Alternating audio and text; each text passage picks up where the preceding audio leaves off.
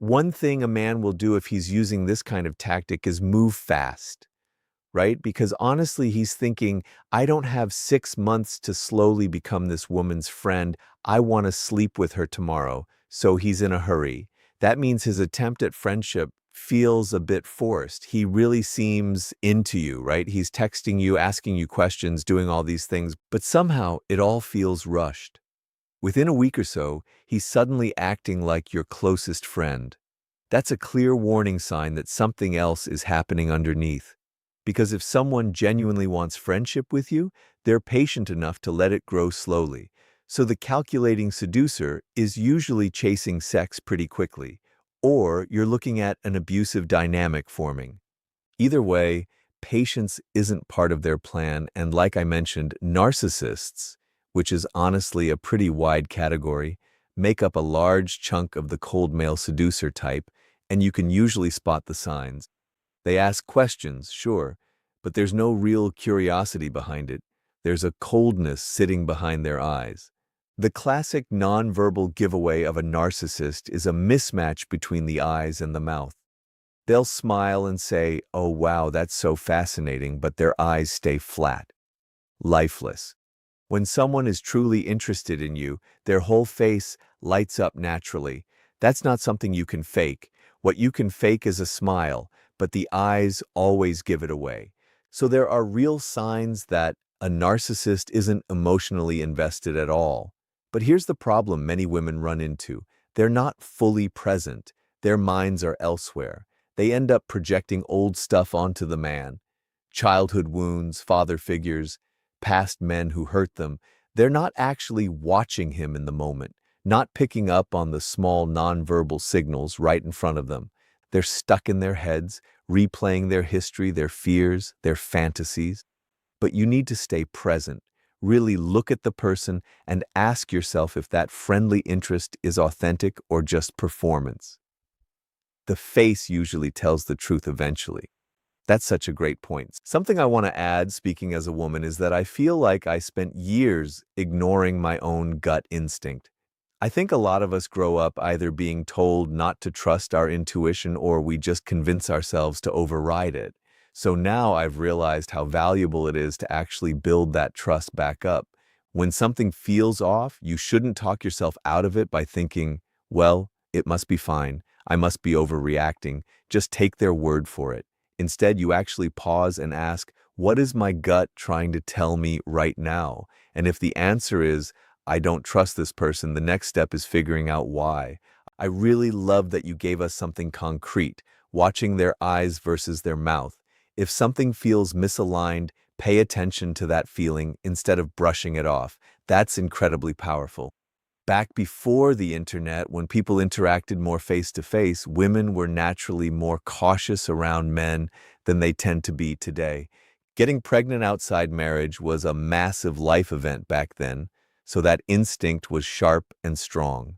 Women could pick up on a cold seducer's signals almost instantly, but that skill has weakened a lot in modern times.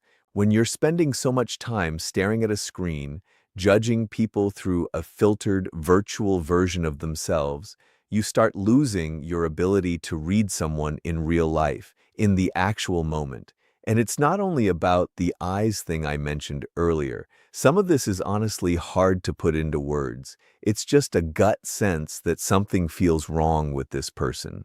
Something doesn't add up.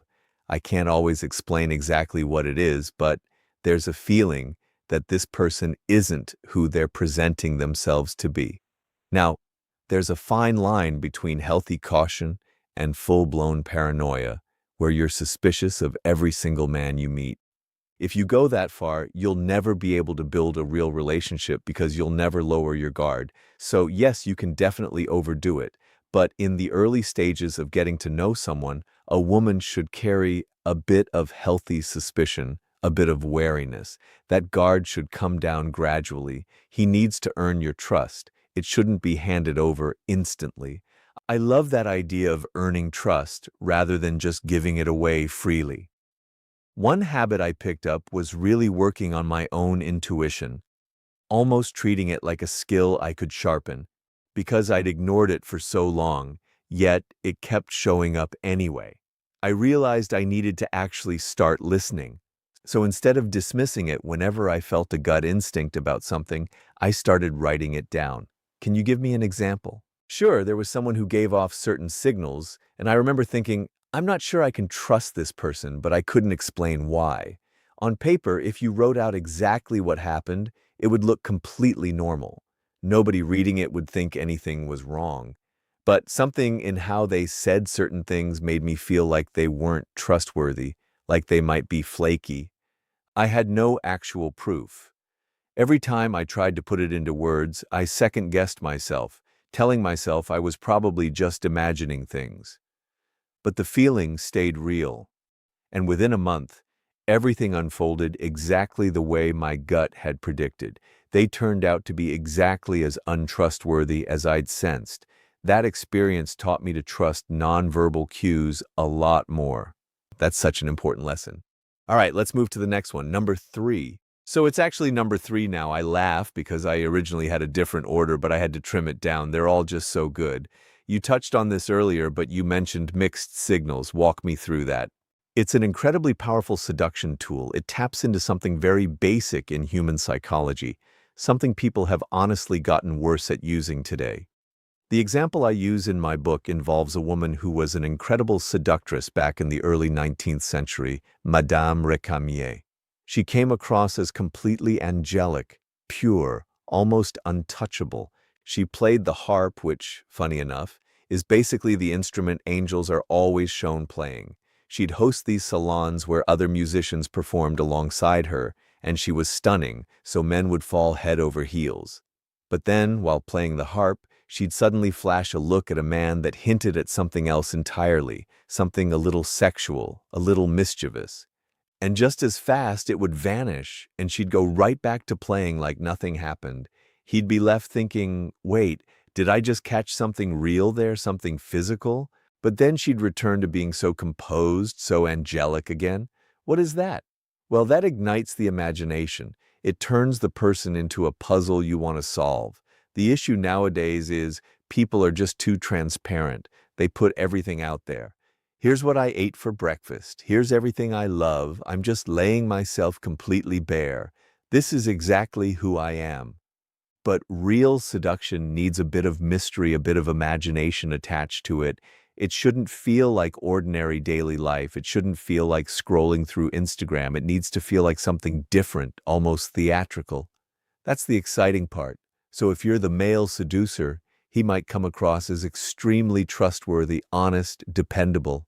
He's got his MBA, he works at a prestigious firm like Goldman Sachs, but then, out of nowhere, he reveals a hint of something rebellious, something rock and roll, something that doesn't fully match the image you had of him. Suddenly you're thinking, wow, I had no idea this side of him existed. Maybe he's more layered than I assumed. Maybe he isn't as rigid and controlled as I first thought. There's clearly more going on beneath the surface. That element of surprise, of not fully knowing someone, is exactly what hooks us in movies too. When a character suddenly shows a trait that feels completely unexpected, that's thrilling. That's what keeps you glued to the screen. Real life works the same way. You create this feeling of you don't actually know the full me, but it has to stay subtle. You're not talking about a full Jekyll and Hyde transformation. Nobody's asking you to be half evil and half straight-laced banker. You're still 95% the reliable buttoned-up version, with just a small 2 to 4% glimpse of something unexpected. That tiny peak is what sparks curiosity and fuels the fantasy. Now, how does a woman recognize when this is being used as a tactic? Again, it comes back to reading nonverbal cues. Or you can simply pause and analyze what exactly is intriguing you, what's really pulling your attention toward this person. From a woman's perspective, the ability to step back and evaluate the situation calmly, instead of diving in emotionally right away, is probably the single most valuable skill in everything we've talked about today. All right, let's move to number 5. I actually skipped number 4 earlier. Number 4 was create a need. So you deliberately stir up anxiety and unease. Well, that's honestly one of the darker tactics out there. I won't pretend otherwise. I hate even bringing it up because I'm really not part of that whole pickup artist world. I'm definitely not aligned with that scene, even though people sometimes lump my book in with it. My intention was always for my work to sit above that kind of approach. But within pickup artist circles, there's something called negging. Negging? Negging, short for negative. Basically, you say something slightly critical or negative about the woman. That plants a kind of emotional wound in her, which then gives you an opening. Your next move becomes acting kind and interested, but now she's subconsciously trying to prove that criticism wrong to you specifically. So creating a wound, then creating a need for you, is exactly what a classic seducer does. You identify a vulnerability, something missing in someone's life, and then you position yourself as the one who fills that gap. If you're able to actually generate that need through what you say, and then step in as the solution, that's an incredibly effective seduction tool. What ended up happening with the whole pickup artist movement in Los Angeles was that so many men started using this negging tactic that women eventually caught on. The moment they heard it, they immediately recognized this guy's using a technique, and they lost interest instantly. So over time, it just stopped being effective. But if you notice a man subtly criticizing you, tucked in among other compliments or behaviors, that might genuinely be a deliberate move designed to make you feel a little insecure. Because someone who feels insecure is much easier to seduce than someone who feels solid and confident. Yeah, and here's the tricky part.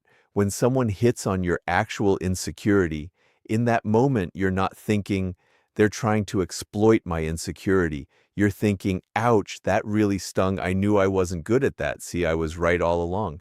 It almost validates what you already believed about yourself instead of exposing that they're manipulating you. That's absolutely true. Which is exactly why you need to step back from your emotional reaction sometimes and actually analyze what's really happening. I talk about this across all my books. We're emotional creatures at our core, not the rational beings we like to believe we are. In the moment, you're always going to feel something.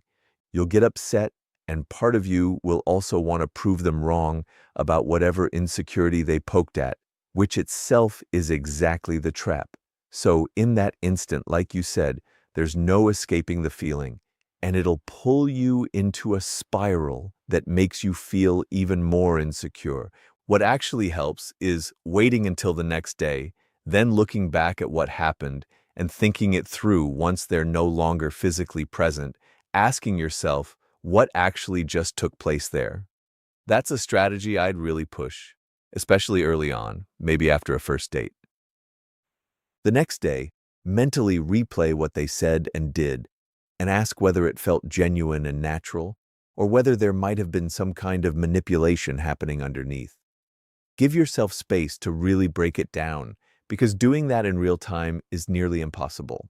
Do you think it gets even harder to do that the closer you are to someone?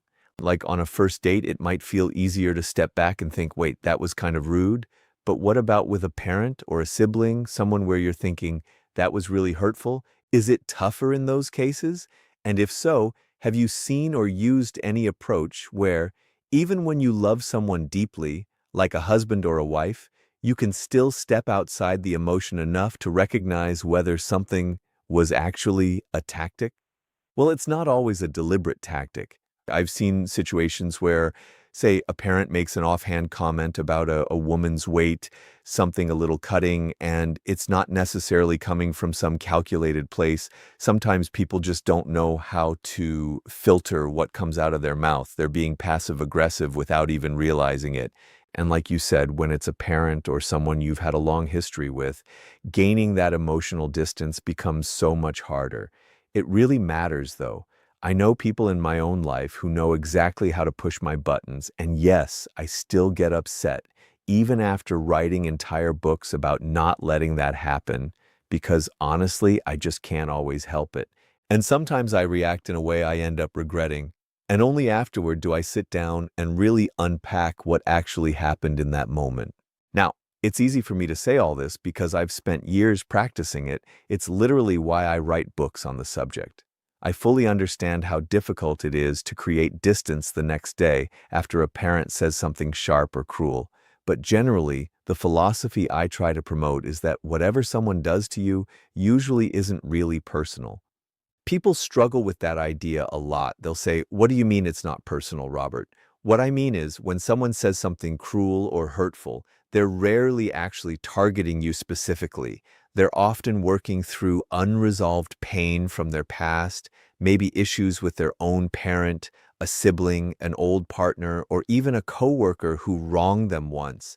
It really has very little to do with you as a person. It's about their own baggage. So if you adopt the mindset that you refuse to get emotionally entangled because this truly isn't about you, that becomes an incredibly freeing way to live. I'm not saying it's simple, but honestly, that should be one of the core goals behind most self-improvement work. I actually tried this recently, and it genuinely worked. I received a really harsh comment on my YouTube channel. Oh no, wait, you actually read your own YouTube comments? Yes, I really do. To everyone watching, I read your comments. Genuinely, because here's the thing, but those comments can be brutal, mean, honestly awful sometimes. Actually, not really in my community. They're wonderful. It's such a supportive space. On YouTube, though, yes, I know YouTube can feel like a lawless place sometimes. I know, but this particular community is made up of women who genuinely want to grow and improve, and we really uplift each other. That's not to say we never get a few negative people mixed in, but overall, it's a space where people want to see each other succeed. Every once in a while, though, especially when a video does well and goes wider, I'll get a negative comment. And this one time, it was incredibly rude, dismissive, and just plain hurtful. I paused for a second. My first thought was, what has this person been through in their life? They don't even know me personally, so what led them to feel such a strong, negative reaction toward me? I thought about what might be sitting in their past, what I might have said or done that unintentionally triggered something old in them. And instead of firing back, even though I definitely have a strong sense of self, I chose to respond with grace instead. I told them, if you had taken that same minute you spent writing this negative comment and instead told someone in your life how much you love them or how proud you are of them, imagine what kind of world that could create. That's become my new approach, understanding that it isn't personal. So it's really about meeting them with grace. Exactly, meeting them with grace. And the last piece of this, which I think men don't experience quite the same way women do, is the moment a woman expresses emotion, she's instantly dismissed, right? Even if that emotional reaction is completely justified in response to something hurtful, the second you get defensive, you're suddenly labeled as overreacting or difficult. So that's become my new strategy, staying grounded instead of reactive. That's really smart, very smart approach. All right, let's move on to your next point. You actually touched on this a bit earlier with number 9, keeping them in suspense when you genuinely have no idea what's coming next. Seduction really works like storytelling. What makes a story captivating is that uncertainty, not knowing what happens next, which is exactly why you keep turning the page. Same with a movie, you don't know what's going to happen to the character, so you stay locked in and keep watching. Seduction runs on that same exact principle. The other person has no idea where you'll take them on the next date, what you'll wear, how you'll show up, or what mood you'll bring. But the surprises should always feel positive, exciting, engaging. Maybe there are thoughtful gifts, unexpected places you take them. The point is, it can't be predictable or routine. It needs to feel unfamiliar, almost like theater, because let's be honest, for most people, everyday life tends to feel fairly ordinary and a little dull. I could easily say my own life feels pretty dull. I basically sit in my office writing all day. But think about how it used to be. Men back in the 18th century were sailing across oceans, fighting with swords, heading off into battle. That was real adventure, real excitement. Now people are stuck in cubicles, typing away all day, living these repetitive, ordinary lives. Everything's familiar, everything's predictable.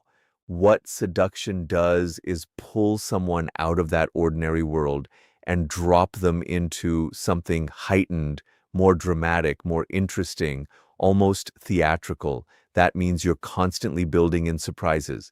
So when I teach men about seduction, I tell them you need to create these small moments that catch a woman off guard, where she genuinely doesn't know what's coming next or where you're taking her. Sometimes there might even be a slightly negative twist, a moment where it feels like, that wasn't great, followed immediately by something wonderful. It's like a carefully engineered roller coaster.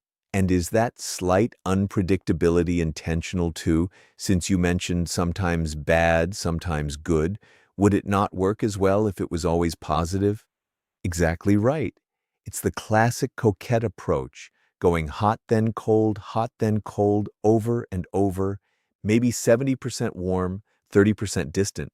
But during that cold phase, she's thinking, oh no, what's wrong? Did I mess something up? Because naturally, the first reaction is wondering what you did to cause them to pull away. Then suddenly they're smiling again, pulling you somewhere exciting, and there's this wave of relief. Oh, good, okay, we're fine again. That's exactly how you get pulled into that emotional roller coaster. That's the hook. Because the real goal, beyond just making someone think about you when you're apart, is making them feel something intensely towards you. Even dislike is fine because dislike can shift and change. What you can never recover from is indifference. So, creating that upset feeling, that suspicion, even anger, actually opens the door for you to swoop in and seduce them because now they're emotionally activated around you. And that emotional energy, once triggered in your presence, can be redirected into something entirely different. That's so accurate. There's actually a lyric in a song that says something like, I'd rather you hate me than forget me, right? It's a breakup song, basically a woman saying she's completely done with someone. And he responds saying he'd honestly prefer she hated him instead. Exactly. I always found that fascinating because hate still means you care on some level, right? Whereas indifference means you basically don't exist in their world at all, no feelings whatsoever. And something else you mentioned that really struck me was the hot and cold pattern. Before I met Tom, I was in a really turbulent, toxic relationship for 4 years. And I remember on the good days thinking, thank God I stayed, because those were the moments I loved. Then you'd go through the terrible stretches and eventually circle back to a good moment. And every time that happened, it was this huge sigh of relief, like, okay, we're back to the good part, thank God. Here's the thing about that dynamic. You have to wonder, is it happening consciously or unconsciously? Honestly, it's usually both. People don't always realize behavior can be a mix of the two. Someone might not be fully aware they're doing it, but somewhere in the back of their mind, there's an awareness that this hot and cold pattern, this push and pull, actually works. So it's never entirely innocent or accidental. There's always some level of knowing that this technique is effective on the other person. Completely agree. And I'm actually glad you said that because looking back at that relationship, I realized I was doing something just as manipulative. He would verbally abuse me, and in response, I'd lean into my sexuality, flirt more, use some of these same seduction tactics we're talking about just to calm him down and reduce his anger. None of it was some calculated plan, though. It was more instinctual. I just sensed it worked, so I kept doing it whenever he got upset. I'm really glad you brought up that it can be unconscious, because I genuinely wasn't doing it on purpose. It just produced the outcome I needed at the time, right? All right, moving on to number 13 now, disarming through strategic weakness and vulnerability. A woman will naturally feel a bit wary around a man because she perceives him as more powerful, more physically dominant, more aggressive than she is. So there's a natural undercurrent of caution, and honestly, that caution is often justified. So one particularly manipulative tactic on the male side is making the woman feel like she's actually the one holding all the power, like she's fully in control. The message becomes, I'm the vulnerable one here. I'm the one who's weak. She's the one running this. That completely dismantles her guard. Suddenly she thinks, wow, I actually feel really safe with this person. Feeling like you're the one steering things, like he's the emotional needy one who depends on you more than you depend on him, makes all your earlier suspicions just melt away. But the timing has to be exact. That's exactly why this technique sits at number 13. If you tried this move at number 1 or 2, she'd just think this guy seems weak. Isn't that so true, though? He's too soft, not really my type, no interest there. But if he's already been leading you through this whole experience, appearing confident and in control, guiding you through this theatrical journey, and you felt a slight edge of intimidation around him, the entire strategy is built around dissolving that fear. And right in the middle of the seduction process, revealing that vulnerable, weaker side of himself creates an incredibly powerful emotional shift in the other person. Wow, that hit hard, especially the part about timing and order. That's fascinating because you're completely right. I dated guys before Tom who, on day one, were already showing up with flowers, writing poetry. And what's interesting is when I was with my narcissistic ex, I kept thinking, I just want someone kind. Then I'd actually meet someone kind and think, he feels like a bit of a pushover.